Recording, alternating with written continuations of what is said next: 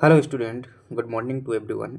MPPSC मुख्य परीक्षा के लिए हम कर रहे हैं मध्य प्रदेश पीसीएस द्वारा जो है वर्ष 2024 में जो एग्ज़ाम लिए गए हैं किसके मेंस के अंतर्गत, उसका हम जीएस 1 जो है सॉल्व कर रहे हैं। आप जानते हैं कि एमपीपीएससी के जीएस 3 तक के प्रत्येक पेपर में क्या होते हैं, 2 पार्ट होते हैं। एक होता है पार्ट ए और दूसरा होता है जो है पार्ट बी। पार्ट ए में आप जानते हैं 5 यूनिट होती हैं और इन 5 यूनिट से कुल मिलाकर के जो है 75 नंबर का जो है पेपर आता है। और इसमें जो है हिस्ट्री वाला पार्ट जो है रखा गया है, यानी कि इतिहास वाला पार्ट जो है इसके अंतर्गत रखा गया है। और इसमें भी जो है आपका यहाँ 150 अंक होगा, 150 से अंक का होगा। और यहाँ पर भी जो है कुल 5 यूनिट होंगी जो कि 150 अंक की होंगी। और यहाँ पर जो है आपका जियोग्राफी वाला पोर्शन जो है रखा गया है। हम कर रहे हैं पेपर 1 जो है उसका पार्ट ए ये वाला हिस्सा भी कर रहे हैं। और जब ये वाला हिस्सा पूरा हो जाएगा इसके बाद हम पार्ट बी वाला हिस्सा करेंगे। और इसमें जो है हम आज 2 क्वेश्चन मात्र क्या करने वाले हैं, सॉल्व करने वाले हैं, ताकि आपको जो है क्लियर तरीके से चीज़ें क्या आनी चाहिए, समझ में आनी चाहिए। और जो है चूँकि एक साथ में पेपर को करने से क्या हो जाता है कि बहुत सारा जो है ज़्यादा कंटेंट होने से हम अपन क्या कर पाते हैं, चीज़ों को समझ नहीं पाते हैं। चलिएगा, हमारे पास में जो है 2 क्वेश्चन होंगे।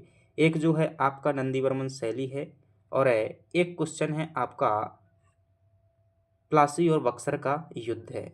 कुल मिलाकर के 7 नंबर के जो 10 क्वेश्चन होते हैं एक पार्ट में, तो हम जो है पहला पार्ट करते हैं नंदीवर्मन पर, टिप्पणी जो है करना है शैली पर।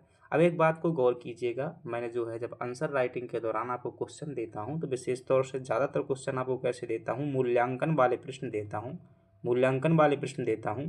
इसके अलावा विश्लेषण वाले प्रश्न देता हूं।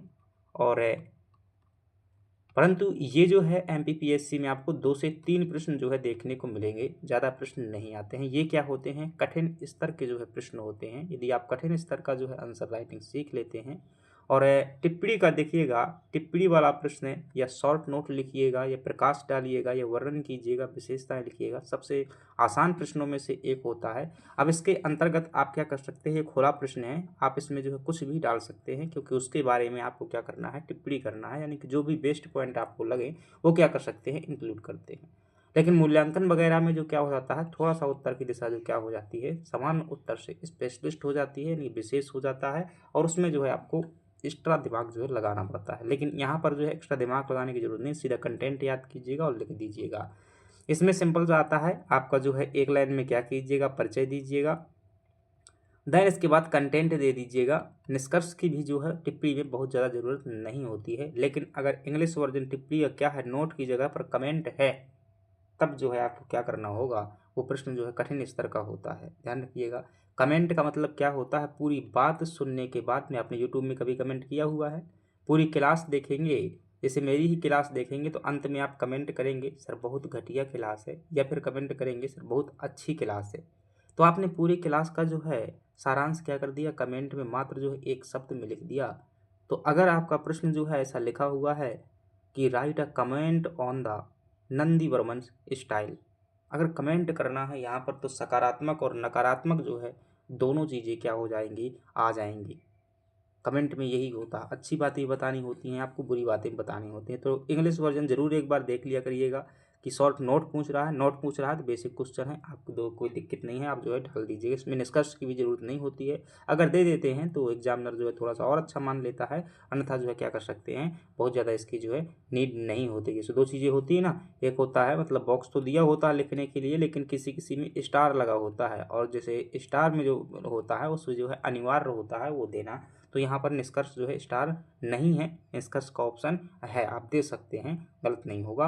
और नहीं भी देंगे तो वह जो है ऐसा भी नहीं है कि आपका क्वेश्चन अधूरा रह जाएगा। नंदीवर्मन शैली की बात करें, थोड़ा सा समझिएगा। आप जानते हैं कि जो दक्षिण भारत था, क्या था, दक्षिण भारत था, वहाँ पर एक राजवंश ने क्या किया, शासन किया, और उस राजवंश का नाम था क्या, पल्लव राजवंश। क्या नाम था, पल्लव वंश जो है नाम था। और ये पल्लव वंश जो है कहाँ पर शासन करता है, तो अगर भारत का जो है दक्षिण वाला मैं एरिया आपको दिखाऊं, तो इस दक्षिण वाले एरिया में जो है ये वाला एरिया था, ये और इसका नाम क्या था, कांची। क्या नाम था, कांची, मतलब इनकी क्या होती थी, राजधानी होती थी।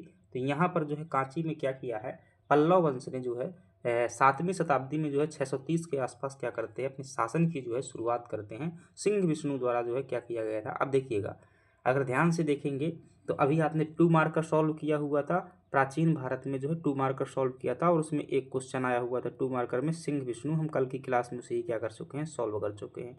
तो कुल मिलाकर के देखिएगा, एमपीपीएससी 2-2 क्वेश्चन क्या कर रही है, एक पार्ट से जो है उठा रही है, यानी कि दक्षिण भारत का इतिहास जो है आपके लिए इम्पोर्टेंट। ठीक है, तो ये पल्लव वंश है, और इसी पल्लव वंश में आगे चल करके क्या आता है आपका, यहाँ पर राष्ट्रकूट वंश जो है आपको राष्ट्रकूट वंश कहता हूँ मैं, राष्ट्रकूट वंश नहीं आएगा। यहाँ पर आगे चल करके जो कौन सा वंश आ जाता है, यहाँ पर चोल वंश जो है हमें देखने को मिलता है। और इनके पहले जो राजवंश रहता है तो वही जो संगम कालीन राज थे, चोल, चेर, पांड्य, जो संगम काल वाले जो चोल थे वो देखने को मिलते हैं। और फिर यहाँ पर चोलों का प्रभाव जो है फिर से क्या हो जाता है, ये जो है 9वीं शताब्दी वाले चोल कहलाते हैं। चोला जो साम्राज्य बनता है वो थे, और जो मूल चोल थे वो क्या थे, पल्लव, इनके पल्लवों के पहले थे।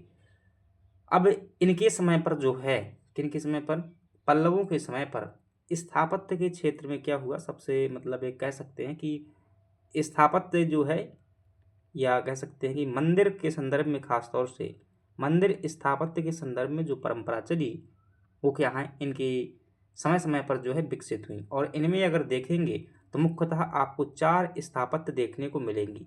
ठीक है, पूरे टॉपिक को जो है मैं भी समझा रहा हूँ। 4 स्थापत्य शैलियाँ जो है इनके समय पर क्या हुई हैं, विकसित हुई हैं। अब वो 4 स्थापत्य शैलियाँ कौन कौन सी हैं, प्रीलिम्स में भी यहाँ से प्रश्न उठाया हुआ है, तो एक पहले समझ विकसित कर लीजिएगा। 4 स्थापत्य शैलियाँ हैं। सबसे पहली है आपकी महेंद्र वर्मन शैली। कौन सी है, महेंद्र वर्मन शैली। ठीक है, फिर है आपकी मामल्ल शैली। ठीक है, मामल्ल शैली। और फिर है आपकी राज सिंह शैली, और फिर है आपकी नंदी वर्मन शैली। कौन सी है, नंदी वर्मन शैली। ये 4 जो है क्या है, मंदिर स्थापत्य की शैलियाँ हैं। देखिएगा, जब आप डीप में समझ लेते हैं तो आप खुद परिचय बनाना सीख जाएंगे और खुद जो है निष्कर्ष बनाना सीख जाएंगे। तो पल्लव वंश में जो है मंदिर स्थापत्य की 4 शैलियाँ हुई, और इन 4 शैलियों की अगर हम बात करेंगे कि ये जो 4 शैलियाँ हैं, पहली शैली है महेंद्र वर्मन शैली। ये जो है राजा महेंद्र वर्मन के समय पर क्या हुई, विकसित हुई। किसके समय पर, ये शैली जो है महेंद्र वर्मन के ही समय पर विकसित हुई। महेंद्र वर्मन शासक हुए। ये शैली जो है नरसिंह वर्मन प्रथम के समय पर विकसित हुई, नरसिंह वर्मन प्रथम के समय पर विकसित हुई। और राज सिंह शैली जो है यह है नरसिंह वर्मन सेकेंड के समय पर विकसित हुई। और क्योंकि नरसिंह वर्मन सेकंड की उपाधि क्या थी, राज सिंह थी, और नरसिंह वर्मन प्रथम की उपाधि थी मामल्ल, जो है इनकी क्या थी, उपाधि थी। महाबलीपुरम जो है, मामल्लपुरम या महाबलीपुरम एक ही है, और महाबलीपुरम का जो है नामकरण किया हुआ। नंदी वर्मन जो है यह है शैली, नंदी वर्मन से एक शासक हुए, द्वितीय के समय पर क्या हुई थी, विकसित हुई थी। अब इनकी खास बात क्या है देखना, इनकी जो खास बात ये है कि ये शैली जो है ये सिर्फ क्या है, गुफा मंदिर की शैली है। क्या है, गुफा मंदिर की शैली है। इसमें जो बनाए गए वो क्या बनाए गए, गुफा मंदिर बनाए गए, आदि वराह गुफा मंदिर या मूर्तियां इसमें बनाई गई। और मामल्ल शैली में देखेंगे तो इसमें क्या बनाए गए, एकाश में मंदिर बनाए गए। कैसे मंदिर, एकाश मंदिर, अभी इनका मतलब समझाता हूँ। और राज सिंह की समय पर जो है स्वतंत्र मंदिर बनाए गए। क्या बनाए गए, स्वतंत्र मंदिर बनाए गए। और इनके समय भी वही स्वतंत्र मंदिर रहे, लेकिन उसमें और जो क्या हुआ, उत्कृष्टता देखने को मिलती है, उत्कृष्टता देखने को मिलती है। यानी कि पल्लव वंश की शैली का ये जो है पीक लेवल था। इनकी जो मंदिर स्थापत्य की जो कला थी उसका क्या था, हाईएस्ट लेवल था, चरमोत्कर्ष था। इसके बाद जो है इसमें क्या आता है, मतलब गिरने लगती है नीचे को, शासक कमजोर हो जाते हैं, समझ लीजिए। अब गुफा मंदिर का मतलब क्या होता है, तो गुफा मंदिर का जो है मतलब है कि जैसे कोई बहुत बड़ी क्या है, एक पहाड़ है, क्या है, बहुत बड़ा एक जो है चट्टान है, पहाड़ है, इसमें जो है यहाँ से एक जो है गुफा बनी हुई है, और इस गुफा के अंदर क्या किया गया, पत्थर से जो है उसी चट्टान को काट करके मूर्ति बना दी गई, वो क्या हो जाएगा, गुफा मंदिर हो जाएगा। एकाश्म में मंदिर क्या होता है, एकाश्म मंदिर में जिस प्रकार से किसी मकान मंदिर को बनाने में वर्तमान में ईंट पत्थर बाहर से लगाते हैं, बाहर से नहीं लगाए जाते हैं। जैसे ये बहुत बड़ी चट्टान है, इसको यहाँ से काटा, यहाँ से काटा, और इसको काटने के बाद जो है क्या किया, मंदिर के आकार में क्या कर दिया, छेनी हथौड़ा लेकर के जो है तोड़ दिया। ये होता है एकाश्म मंदिर, एक ही पत्थर से बना हुआ। इसमें क्या किया जाता है, ध्यान रखना, इनका निर्माण जो है ऊपर से नीचे की ओर होता है, नीचे से ऊपर की ओर नहीं होता है। एकाश्म शैली का एलोरा का जो कैलाश मंदिर है वो सबसे बेस्ट उदाहरण है एकाश्म शैली का, मतलब एक ही पत्थर पर। और इन्हीं को क्या कहा गया, आगे चल करके रथ मंदिर कहा गया था। रथ मंदिर जो है कहाँ पर है, एलोरा कैलाश मंदिर तो राष्ट्रकूट शासकों ने बनवाया हुआ था, लेकिन वो भी एकाश्म शैली का है। और जो मामल्ल शैली में मंदिर बनवाए गए थे उन्हें क्या कहते हैं, रथ मंदिर जो है इनके क्या हो जाएंगे, बेस्ट उदाहरण जो है देखने को मिलते हैं, जो पंच पांडव रथ हैं। जैसे धर्मराज रथ, अर्जुन रथ, सहदेव रथ है, द्रौपदी रथ है। ये जो रथ मंदिर हैं ये क्या है, मामल्ल शैली की बेस्ट उदाहरण है। और ध्यान रखना ये एक ही पत्थर पर बनी हुई, एकाश में अभी तक बाहर से ईंट पत्थरों का प्रयोग नहीं किया जाता। आगे चल करके स्वतंत्र आधार वाले मंदिर बने। अब जो है एक चट्टान को काट करके नहीं, पहाड़ों से अलग जो है दूर स्वतंत्र जो है आधार वाले क्या बनाए जाने लगे, मंदिर बनाए जाने लगे। इनमें बाहर से पत्थर, ईंट, चूना, सीमेंट इत्यादि क्या होती थी, आवश्यकता वो होती थी। और यही स्वतंत्र मंदिर जो है आगे चल करके और ज़्यादा उत्कृष्टता हो गई, वो नंदी वर्मन शैली के रूप में जानेंगे। तो हम क्या कह सकते हैं कि नंदी वर्मन शैली जो है, नंदी वर्मन शैली पल्लवकालीन स्थापत्य का एक मतलब पीक लेवल था। यह मतलब नंदी वर्मन शैली क्या है, तो आप कह सकते हैं ये पल्लव स्थापत्य की क्या है, एक शैली है। और इसकी जो विवरण निम्नलिखित प्रकार है, निष्कर्ष में बता दीजिएगा कि पीक लेवल था। चलिएगा, अब उत्तर कैसे लिखना है, उत्तर जो है आपको लिखा लिखाया हुआ नीचे में दिखा देता हूँ, ये क्या समझा दिया। अब विशेषताओं में क्या बताओगे भाई, विशेषताओं में बता सकते हैं ना कि यह जो है क्या था, पल्लव स्थापत्य का पीक लेवल था। इसमें जो है पीक लेवल था, इसमें जो है जो मंदिर बनाए गए वो कैसे थे, स्वतंत्र आधार वाले मंदिर थे। मतलब इसमें किसी चट्टान का उपयोग नहीं किया गया था कि एक ही चट्टान पर बनाए गए थे, इसमें बाहर से पत्थरों का प्रयोग किया गया था। पीक लेवल था, नक्काशी की गई थी अच्छी, देवी देवताओं के जो है मंदिर बनाए गए थे, मूर्तियां बनाई गई थी। और नंदी वर्मन शैली की जो है एक उदाहरण की बात कर देंगे, एक उदाहरण देना जो है आपको बहुत जरूरी है अपनी स्पष्टता के लिए। तो उदाहरण के लिए जो है यहाँ पर जो है कांची का बैकुंठ पेरुमल मंदिर जो क्या कर सकते हैं, उदाहरण दे सकते हैं। ठीक है, चलिएगा, इसको जो है कैसे लिखना है आप जो है यहाँ पर देखिए, आई होप जो है आप क्या समझ गए होंगे। अब देखिएगा, नंदी वर्मन शैली पर क्या करना है, आपको टिप्पणी करना है। तो नंदीवर्मन शैली जो है दक्षिण भारत के पल्लव वंश के राजा नंदीवर्मन के समय जो है विकसित स्थापत्य एवं मूर्ति कला की क्या है, शैली है। यह शैली को कहते थे नंदीवर्मन शैली। अब इसकी विशेषताएं आपको क्या है, ऐसे मत लिखिएगा वरना जो क्या हो जाएगी, थोड़ी सी जगह जो है एक लाइन की जगह आप क्या कर लेंगे, ऊपर खा जाएंगे, वो जगह नहीं खानी है। और बीच में आपकी ये जगह जो है खाली दिखाई देगी। तो इनको कैसे लिखना है, इस प्रकार से जो है बगल में क्या करनी है, आपको हेडिंग डालनी है, प्रमुख विशेषताएं, और इस प्रकार से क्या करना है, लिखना है इस प्रकार से। तो स्पेस भी आपका भर जाएगा, समय भी उतना ही लगेगा। और यहाँ पर आपको कम से कम 5 विशेषताएं क्या कर देनी, बता देनी है। इसके बाद जो है आपको उदाहरण बता देना है, और इसके बाद जो है निष्कर्ष बता देना है। ठीक है, क्या है 5 विशेषताएं, जैसे पत्थरों से भव्य संरचनात्मक मंदिरों का निर्माण किया गया। मतलब कि बाहर से पत्थर लगा लगा के जैसे घर का निर्माण होता है, मंदिर का निर्माण होता है, इन पत्थरों को जोड़ जोड़ करके क्या किया गया, सीमेंट मसाला लगा लगा करके जो है मंदिरों का निर्माण किया गया। इसमें वैष्णव तथा शैव मंदिरों का जो है निर्माण किया गया। सुंदर नक्काशी था, अत्यधिक अलंकृत स्तंभ जो है इसमें देखने को मिलते हैं। मंदिर के चारों ओर जो क्या लगे होते हैं, खंभे लगे होते हैं, उनमें क्या है, नक्काशी देखने को मिलती है, यानी कि इनको गोंठा गया है पत्थर पर। नक्काशी होती है ना, कुदेरा जाता है तो नक्काशी होती है। और अलंकृत मतलब उसको सुंदर बनाया गया, सजाया गया है। ऊंचे तथा बहुस्तरीय विमान का प्रयोग किया गया है। जो ऊपर का शिखर होता है, ये जिसे हमें यहाँ उत्तर भारत में शिखर कहते हैं, वहाँ दक्षिण भारत में से विमान कहा जाता है। तो ये कैसे हैं, ऊंचे बनाए गए हैं। ऊंचे तथा बहुस्तरीय जो है विमान का प्रयोग जो है किया गया है। देवी देवताओं की मूर्तियों का जो है स्पष्ट जीवंत अंकन किया गया है। ठीक है, यहाँ पर बताया कि आपने मंदिर किसके लिए बनाए हुए हैं, तो वैष्णव और शैव धर्म को बताया। यहाँ पर जो हमने क्या किया, देवी देवताओं को जो है बता दिया कि देवी देवताओं को जो है अंकन किया गया है। यह शैली जो है पल्लव स्थापत्य कला का चरमोत्कर्ष मानी जाती है। क्या मानी जाती है, चरमोत्कर्ष मानी जाती है। उदाहरण हो जाएगा बैकुंठ पेरुमल मंदिर जो है कांचीपुरम, जो है इसका क्या हो जाएगा, उदाहरण हो जाएगा। निष्कर्ष हो जाएगा कि इस प्रकार नंदीवर्मन शैली ने चोल स्थापत्य को नई दिशा दी तथा आगामी दक्षिण भारतीय स्थापत्य कला की सुदृढ़ आधारशिला रखी। क्योंकि अभी चोल शासक आएंगे और चोल किसके बाद आते हैं, ये पल्लव के बाद में आते हैं। तो ये भी क्या करेंगे, स्थापत्य का निर्माण करेंगे। और फिर जो आप देखेंगे यहाँ पर चोलों के समय पर बृहदेश्वर मंदिर, तंजौर का बृहदेश्वर मंदिर one of the most famous मंदिर है बृहदेश्वर मंदिर। तो वो इसकी जो आधार है वो कहाँ प्राप्त होती है, वो पल्लव स्थापत्य में प्राप्त होती है। तो ये आपका क्या हो जाता है, पहला प्रश्न हो जाता है। मुझे उम्मीद है आपको क्या समझ में आया होगा। दूसरा जो है हम क्या कर सकते हैं, दूसरा प्रश्न देखते हैं। दूसरा प्रश्न है हमारे पास में, प्लासी एवं बक्सर के युद्ध में क्या कीजिएगा, संक्षिप्त में तुलनात्मक परिचय दीजिएगा। ठीक है, give a short comparative introduction of Plassey and Buxar war. तो प्लासी और बक्सर के युद्ध का क्या देना है आपको, जो है एक तुलनात्मक रूप में जो है उनका इंट्रोडक्शन देना है, संक्षिप्त और तुलनात्मक।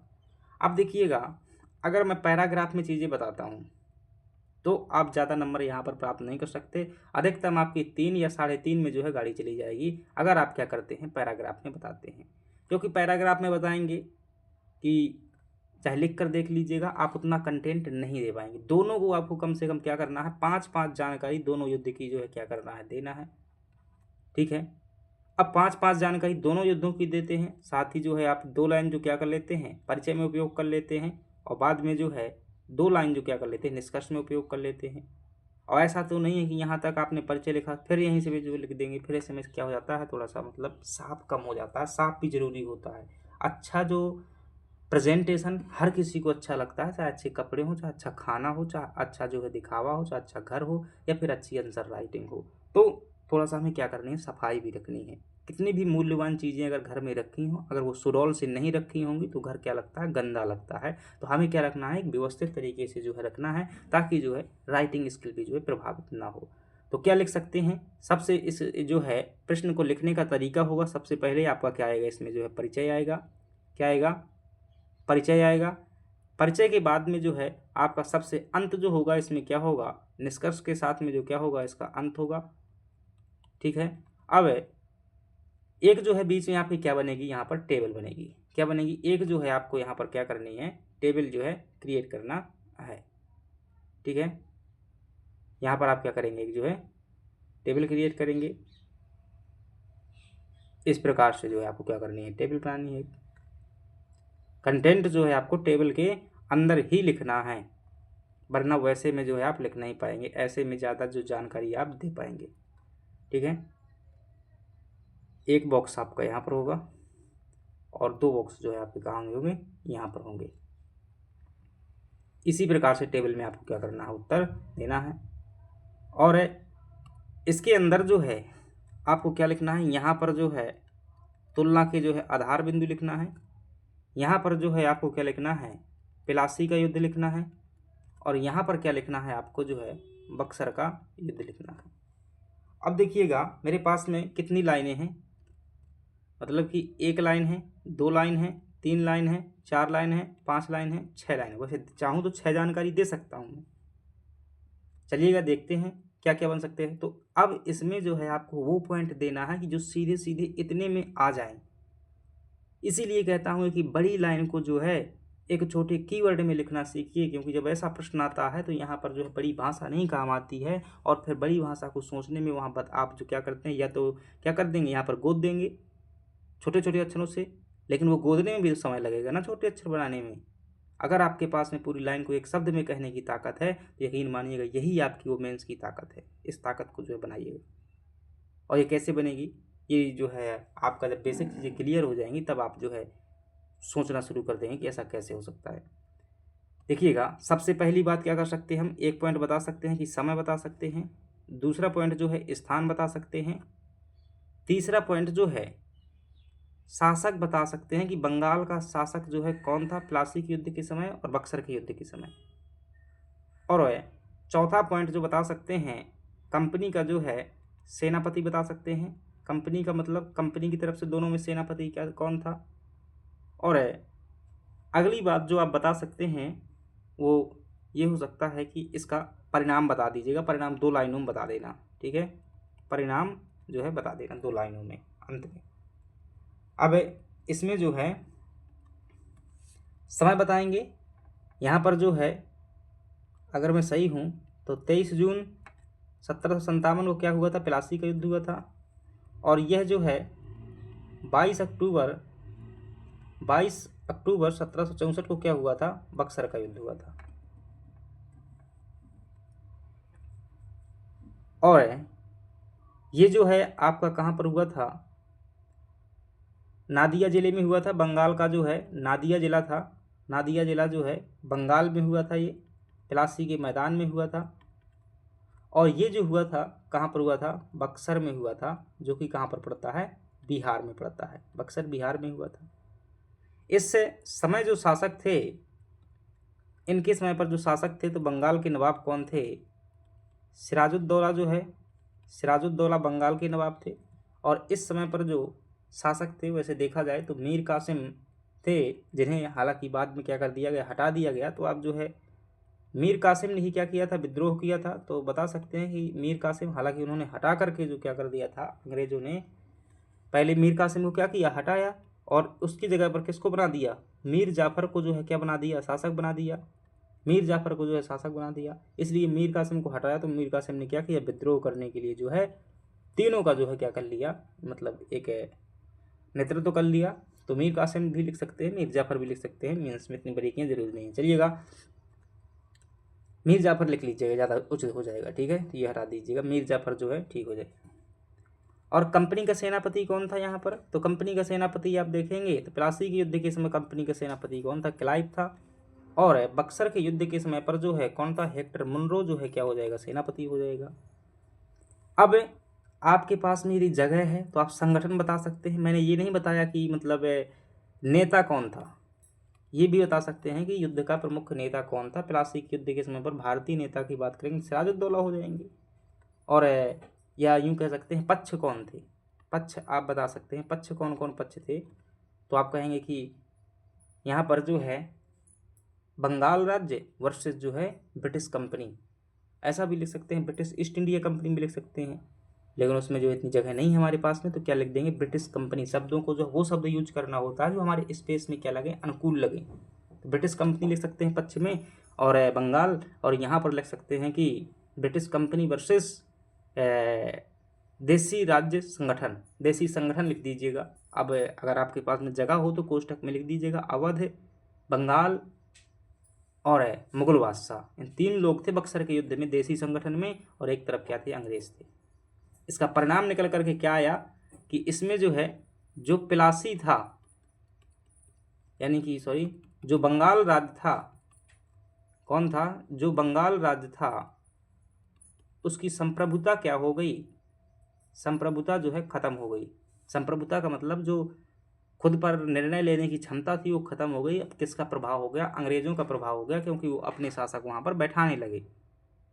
और यहाँ का जो परिणाम हुआ वो ये हुआ कि बंगाल, बिहार और उड़ीसा तीनों की जो क्या हो गए, अंग्रेजों को जो है दीवानी अधिकार प्राप्त हो गए। कौन से अधिकार प्राप्त हो गए, दीवानी अधिकार प्राप्त हो गए। तो यार यहाँ पर लिख सकते हैं बंगाल की दीवानी जो है प्राप्त हुई। तो और अंततः निष्कर्ष बता सकते हैं कि इस प्रकार प्लासी का युद्ध जो है,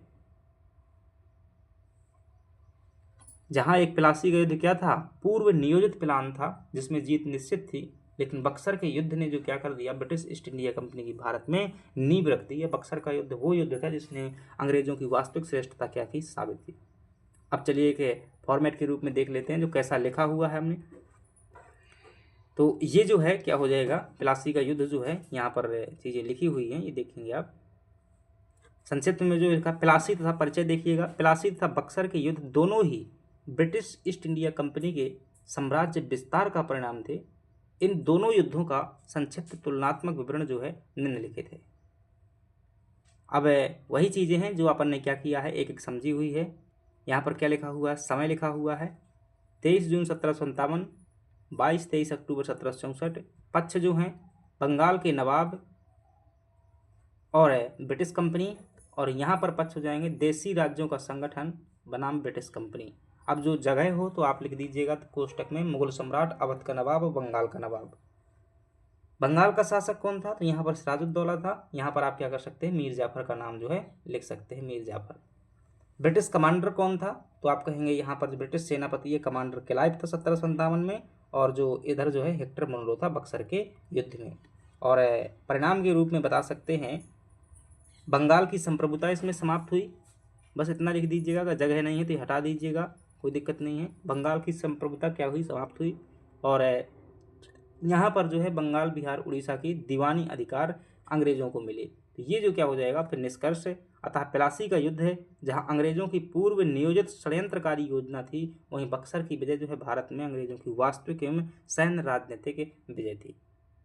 अब ये जो है आपका क्या हो जाता है, क्वेश्चन जो है कंप्लीट हो जाते हैं। 2 क्वेश्चन ही हमने क्या किए हैं, आज के लिए टारगेट जो रखा हुआ था। धीरे धीरे ही क्या करना है, सीखना है। हम 2027 को क्या कर रहे हैं, फोकस कर रहे हैं, और निश्चित रूप से क्या करेंगे, लेकिन एक लंबे समय में जो है हम आंसर राइटिंग सीख जाएंगे। अब देखिएगा, आप जो लोग कहते हैं कि पहले से आंसर राइटिंग नहीं करनी चाहिए, 2025 और 26 के मेंस हैं, 2025 और 26 दोनों के मेंस हैं, और मेरे खुद जो है दोनों क्या हैं, मेंस हैं।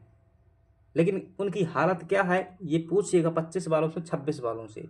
उनका 25 भी जा रहा है, 26 भी जा रहा है। अगर आप 25-26 दोनों की तैयारी कर रहे हैं तब आपको पता होगा, 25 भी जा रहा है, 26 भी जा रहा है। क्योंकि अगर आपकी पहले से तैयारी नहीं है तो कोई भी ऐसा 30 मार्क का नहीं है जो 30 दिन में क्या कर सके,